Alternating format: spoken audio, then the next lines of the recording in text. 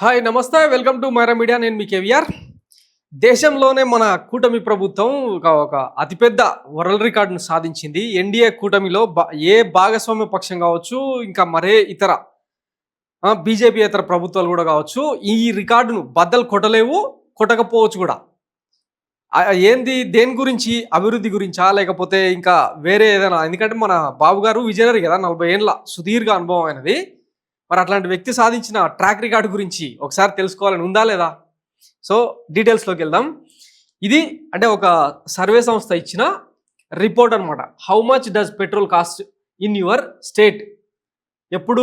March 17, 2025. అంటే ఒక 4 రోజుల క్రితం తీసిన డాటా మొత్తం అనమాట. దీనిలో తేలింది ఏంటంటే, Andhra Pradesh ruled by NDA alliance has highest petrol rates in India. So దేశంలో ఎన్డీఏ భాగస్వామ్య పక్షం అంటే ఎన్డీఏ బీజేపీ పాలిత రాష్ట్రాలతో పాటు ఎన్డీఏ భాగస్వామ్య పక్షంగా ఉన్న ఏ రాష్ట్రంలో కూడా ఇంత పెద్ద ఎత్తున రేట్లు లేవు అని చెప్పి చార్ట్ వేసారనమాట. ఇక్కడ మన ఘనత వహించిన చంద్రబాబు గారి రాష్ట్రంలో ఎంత ఉంది రేట్ అంటే 109.79 ఆంధ్రప్రదేశ్లో, తెలంగాణలోనేమో 107 రూపాయల 53 పైసలు. ఇంకా ఢిల్లీతో పోల్చుకుంటే 94 రూపాయల 77 పైసలు. ఇంకా ఏ రాష్ట్రం కూడా, ఒక కర్ణాటకలో 103, కేరళలో 107 రూపాయలు. ఇంకా మిగతా ఏ రాష్ట్రాల్లో కూడా ఈ రేంజ్లో రేట్లు లేవు. మరి అయినా అభివృద్ధి సంక్షేమం గురించి మనం ఏం పాట పాడుతా ఉన్నాం అంటే, ఇంకా వైఎస్ జగన్మోహన్ రెడ్డి అప్పులు చేసిండు, రాష్ట్రాన్ని సర్వనాశనం చేసిండు. అప్పట్లో ఈ పెట్రోల్ రేట్లకు సంబంధించి ఇక ఊరూరు తిరిగి ప్రతి ఒక్కరిని, ఆటో డ్రైవర్లను, తర్వాత ప్రైవేట్ వెహికల్స్ ఉన్న వాళ్ళని ఎట్లా ఊదరగొట్టి మ్యానిపులేట్ చేశారో తెలుసు కదా. దేశంలో ఏ రాష్ట్రంలో కూడా ఈ రేంజ్లో పెట్రోల్ రేట్లను పిండుకోలేదు. ఆ డబ్బులనే మీతోనే డబ్బులు చేసి మీకే పెడుతున్నాడు అని చెప్పారు కదా. మరి ఇప్పుడు మీరు కూడా అంతకు మించే పిండుకుంటున్నారు కదా. మరి ఆ పిండిన డబ్బులు జనానికి ఎందుకు ఇస్తలేరు? ఇటు ఖజానాకు జమ అయితలేవు, అటు జనానికి సంక్షేమం పేరుతో వాళ్ళకు అందట్లేదు. మరి ఏమైపోతున్నట్టు ఆలోచించాల్సిన అవసరం లేదా? ఒకప్పుడు మన చిన్నబాబు లోకేష్ గారు ఏమన్నారో చూడండి.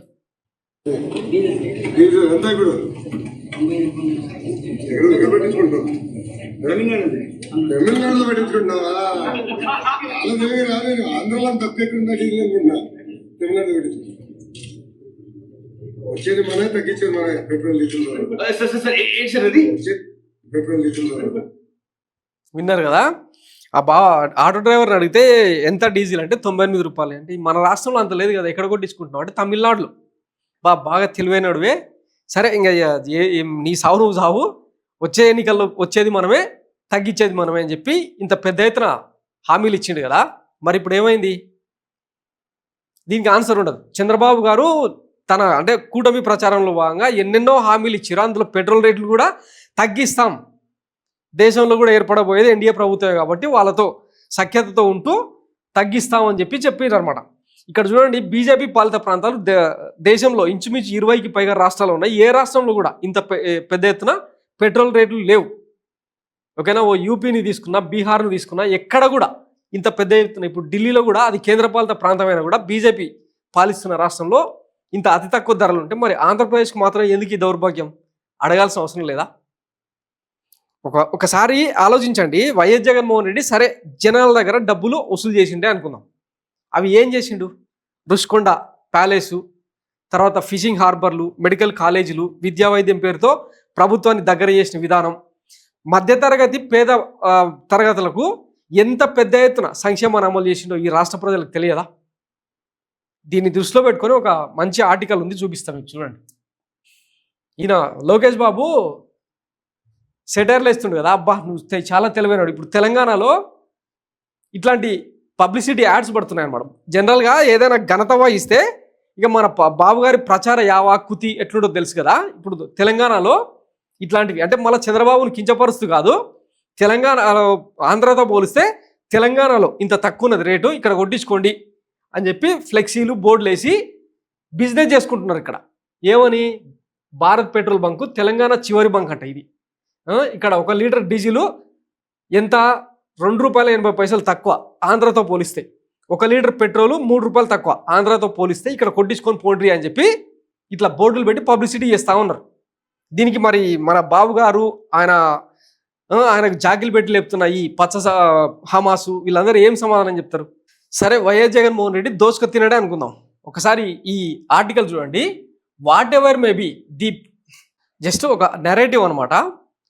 What ever may be the politics and it's propaganda, the initiative to revive education to all under the government managed schools is remarkable and the path breaking indeed, especially 2 states have made it happen.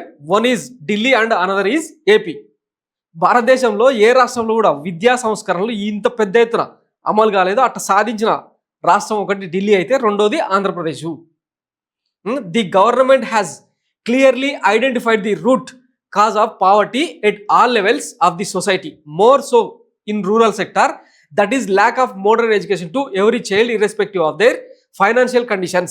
Yes, once these children are better educated to cope up with the present day demand in all respects, they will certain come out with a solution to: 1, to utilize their right to vote judiciously; second one, to elect a very proactive government with responsibility and accountability, etc.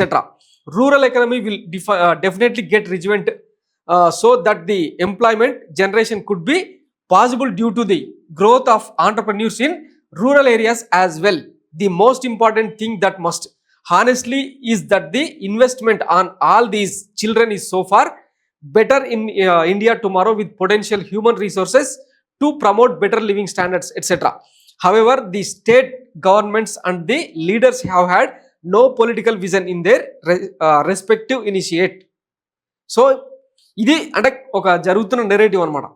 పిల్లలకు అంటే grass root లెవెల్లో పిల్లలకు మంచి నాణ్యమైన విద్య వైద్యాన్ని అందిస్తే మధ్యతరగతి వర్గాలు ఎట్లా బిల్డ్ అవుతాయి, రేపటి తరం ఎట్లా బాగుపడుతుంది అని చెప్పి జగన్మోహన్ రెడ్డి ప్రభుత్వం గతంలో గుర్తించి, దానికి అంటే కాయకల్ప చికిత్స అంటారు కదా, రూట్స్ లెవెల్లో చికిత్స చేసే ప్రయత్నం చేస్తే దానివల్ల ఒనగూరే ప్రయోజనాలు ఏమవుతుంటాయి అంటే, ఇప్పుడు ఈ ప్రభుత్వం కూడా వాటిని కొనసాగిస్తే రేపటి తరం ఎట్లా తయారవుతుంది అంటే, ఒకటి, utilise there right vote judiciously, అంటే న్యాయపరంగా వాళ్ళ ఏమంటారు వాళ్ళ రైటును హక్కును యూటిలైజ్ చేసుకుని, ఎందుకంటే చదువుకున్నవాడు ఖచ్చితంగా ప్రశ్నిస్తాడు, ఈ వ్యవస్థను సెటరైట్ చేసేదానికి తన వంతు ప్రయత్నం చేస్తాడు. ఆ హక్కును కాలరాసేలాగా ఈ కూటమి సర్కార్ వ్యవహరిస్తుంది. రెండోది, to elect a very proactive government with responsibility and accountability, etcetera. So ఒక మంచి ప్రభుత్వాన్ని ఎన్నుకోవడానికి ఈ తరం ఎవరైతే చదువుకున్న తరం ఉంటుందో వాళ్ళు రెస్పాన్సిబిలిటీ తీసుకుంటారు అండ్ అకౌంటబిలిటీ బాధ్యత కూడా వహిస్తారు.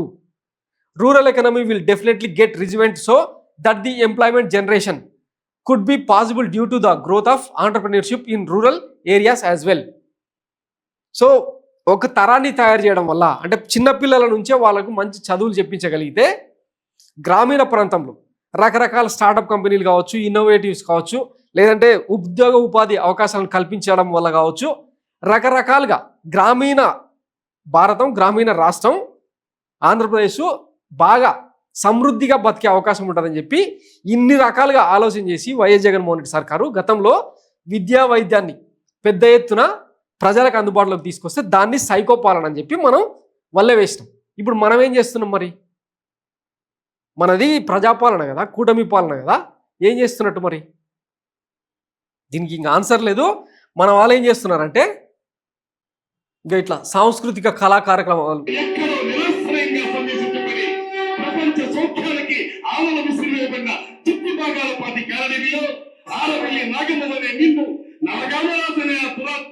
నీ ఆతిథ్యానికి వేడుపరిచి తీసి అండ చేసుకుని రఘురామకృష్ణరాజు గారు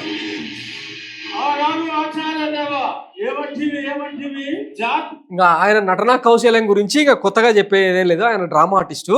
సో పిల్లలు ఇట్లా ఆయన నియోజకవర్గంలో పిల్లలు ఎట్లా ఇబ్బంది పడతారో ఒకసారి చూడండి.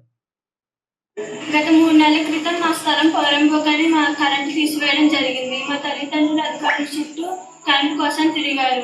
వారు ఇవ్వనని నిరాకరించారు. మేము వీధి లైట్ల కింద కూర్చొని చదవడానికి మాకు చాలా కష్టంగా ఉంది. మా తల్లిదండ్రులు మమ్మల్ని ఇంతవరకు చదివి ఇది మన ఘనత వహించిన ప్రభుత్వం చేసిన పని అనమాట. ఆ పోరంబోగు స్థలం అని చెప్పి ఆ పిల్లలు 10వ తరగతి పిల్లలు చదువుకుంటున్న ఏరియాలో కరెంటు బంద్ చేసిరంట. ఇట్లా వీడియో తీసి పెడితే కనీసం కనకరించలే ఈ సర్కార్.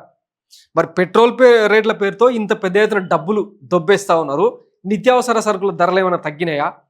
అసలు ఏం ఊడబీకింది ఈ సర్కారు? ఇవన్నీ పక్కన పెట్టి ఇదిగో ఇట్లా స్టంట్స్, వీళ్ళు మాత్రం హ్యాపీగా ఎంజాయ్ చేస్తూ ఉన్నారు అనమాట. సాంస్కృతిక కళాభిరుచులను వల్లే వేస్తూ వీళ్ళు మాత్రం ఎంజాయ్ చేస్తూ ఉంటే, పిల్లలేమో ఇట్లా తోచని స్థితిలో రాయలసీమ నుంచి ఇతర ప్రాంతాల నుంచి అమరావతిలో ఏదో డెవలప్మెంట్ యాక్టివిటీస్ జరుగుతున్నాయని చెప్పి అక్కడ వలస వెళ్ళే ప్రయత్నం చేస్తూ ఉన్నారు. ఇది ఆంధ్రప్రదేశ్లో జరుగుతున్న అభివృద్ధి కోణం. ఇంక ఇంతకు మించిన డీటెయిల్స్ అవసరం లేదు. ఇక మనం ఏమంటారు 5 ఏళ్లకు సరిపడా ఓటు వీళ్ళకి వేసినాం, దాన్ని ఇంకా మన తలరాతను మార్చుకోవడానికి అవకాశం లేదు. అట్లీస్ట్ నెక్స్ట్ జనరేషన్ కన్నా మంచి విద్య, వైద్యం, మంచి మౌలిక వసతుల కల్పన, ఇవన్నీ మీకు ఏమన్నా ఆలోచన ఉంటే వేరే డెసిజన్ తీసుకోవాల్సి ఉంటుంది. అది తర్వాత మాట్లాడుకుందాం. Thanks for watching Myra Media. నేను మీ కేవీఆర్. Thank you.